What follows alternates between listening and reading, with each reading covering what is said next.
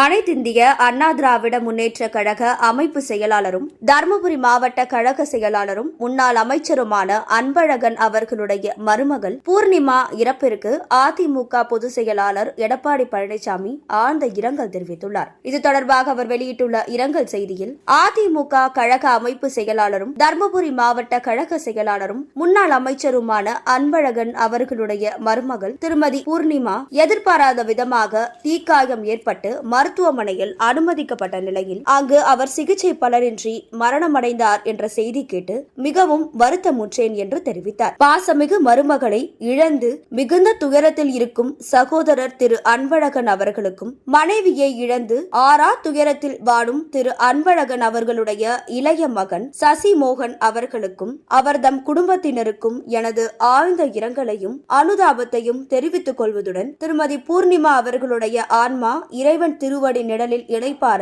எல்லாம் வல்ல இறைவனை பிரார்த்திக்கிறேன் என்று அவர் தனது செய்திக்குறிப்பில் குறிப்பிட்டுள்ளார். செய்திகளை உடனுக்குடன் தெரிந்து கொள்ள நமது அம்மா இணையதள தொலைக்காட்சியை சப்ஸ்கிரைப் செய்து அருகில் உள்ள பெல் ஐகானை